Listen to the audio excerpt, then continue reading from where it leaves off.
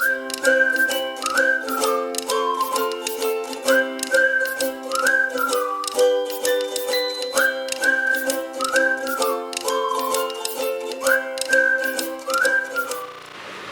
And welcome to practical homeopathy. मैं हूँ doctor संजीवनी और आज जो रूब्रिक मैं आपके साथ शेयर करने वाली हूँ that is from the anger series क्यों बोल रही हूँ, क्योंकि इसके देर आर 3 सब rubrics to it.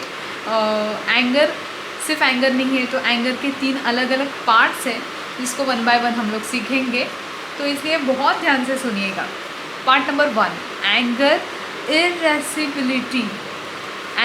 irascibility. Okay, I hope you are taking notes. I hope you are listening to it properly because थोड़े से वर्ड्स अलग है इसमें। irascibility, absent persons at, this is the complete rubric. Okay, अभी देखो इसको 1 bye 1 समझेंगे। Anger का मतलब आपको पता है, गुस्सा, चिड़, इरिटेबिलिटी, सटक जाना हाँ, irascibility, एब्सेंट पर्सन्स एट, इसका भी कंप्लीट मीनिंग क्या है कि जो एब्सेंट है, जो अभी उसके सामने नहीं है, उसके ऊपर इसको बहुत ज़ोर से गुस्सा आता है। तो ऐसा क्यों?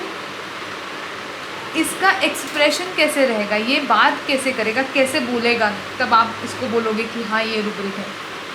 कुछ पेशेंट होते हैं ना जो बोलते हैं कि डॉक्टर मुझे ना बहुत चिढ़ होती है। एक इंसान है, फॉर एग्ज़ाम्पल अगर लेडी पेशेंट का आप केस ले रहे हो और वो बोल रही है कि मुझे बहुत गुस्सा आता है मेरी सास के ऊपर, इतना ना कि मैं पागल होती हूँ, मुझे उसका चेहरा भी देखना नहीं है।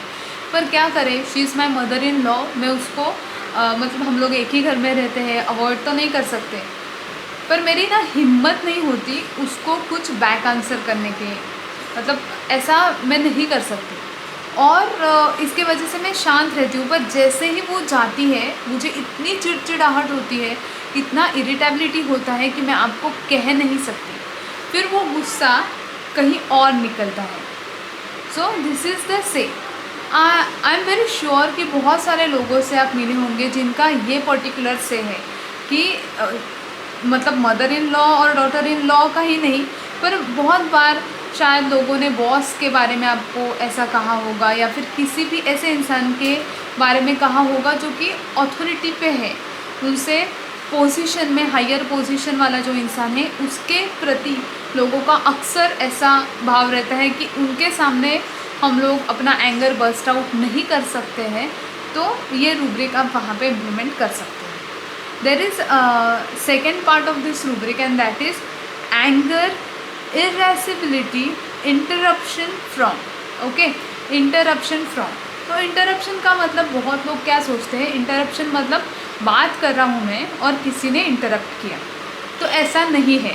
Okay, please keep in mind and for this very reason you have to listen to the videos very carefully, you have to take down the notes and please keep in mind to watch the complete video, क्योंकि बहुत मेहनत लगती है ये सारे videos create करने में। आपके लिए क्रिएट कर रही हूँ तो ज़रूर पूरा देखिए ताकि एक्चुअल मीनिंग आपको अच्छे से समझ में आए। बहुत सारे लोगों को, बहुत सारे स्टूडेंट्स मैंने देखे हैं जो बोलते हैं हाँ इंटरप्शन फ्रॉम मतलब बीच में किसी ने काट दिया तो उसको गुस्सा आता है। नहीं, इंटरप्शन का डीप मीनिंग भी है, सिर्फ बात करते वक्त काट दिया इतना ही मीनिंग नहीं है उसका।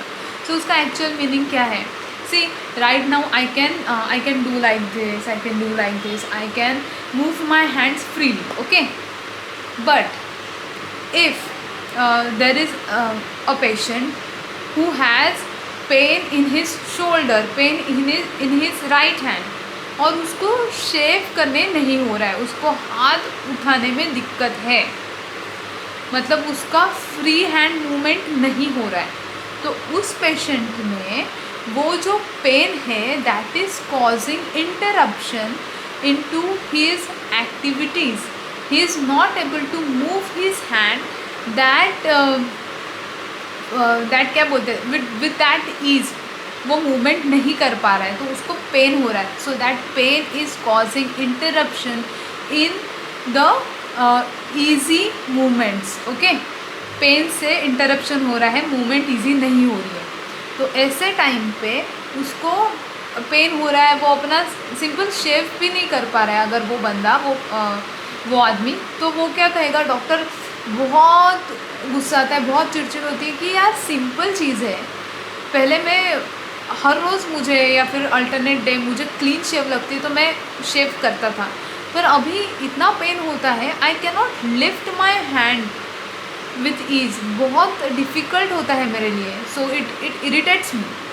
सो that time you can implement this rubric, anger, irascibility, interruption, from. Okay, अभी देखिए third section, third part, anger, irascibility, touched when. So अभी भी टच मतलब ये वाला नहीं, तो कौन सा टच, बोलते हैं ना कि ये चीज़ मेरे दिल को छू गई, आपका गाना मेरे दिल को छू गया, मतलब क्या, दिल को छू गया मतलब क्या, इंग्लिश में इसको बोलेंगे टच्ड, बहुत अच्छा लगा. या फिर वैसे ही कि अगर आप टीवी पे कुछ देख रहे हो और अगर कुछ ऐसा ही इंसिडेंट आपके साथ भी आपके लाइफ में हुआ था, तो you start crying. Why? Because you got touched bye it, मतलब वो चीज़ समझ रहे हैं ना आप.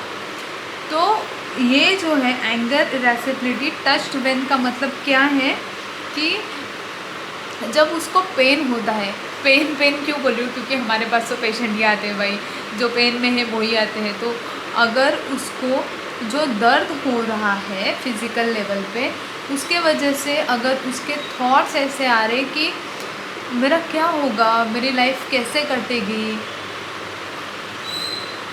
कैसा मैं तो डिपेंडेंट हो जाऊंगा मेरे बच्चों के ऊपर, वो देखेंगे संभालेंगे मुझे नहीं, मुझे ताने वगैरह मारेंगे, मतलब ये जो सारी चीज़ें, क्योंकि सीरियल्स में भी वैसा ही दिखाते हैं कि, और रियल लाइफ में भी उसने कहीं पे देखा होगा उस बंदे ने.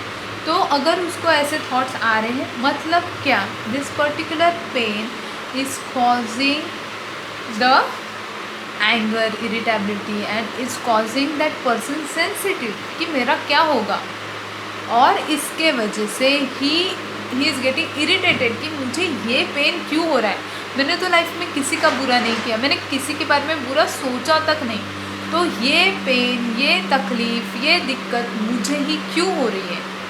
अगर ये से है तो you can apply this rubric, anger, irascibility, touched when. Okay, so now we have seen 3 different shades, 3 different part sub rubrics you can say of anger. अच्छा था ना. आपको और कोई एग्जाम्पल या फिर कुछ याद आ रहा है तो write down in comments. Let the learning happen in comment section too, and do enroll to practical homeopathy course. कैसे एनरोल करना है डिस्क्रिप्शन चेक करिए. Thank you so much.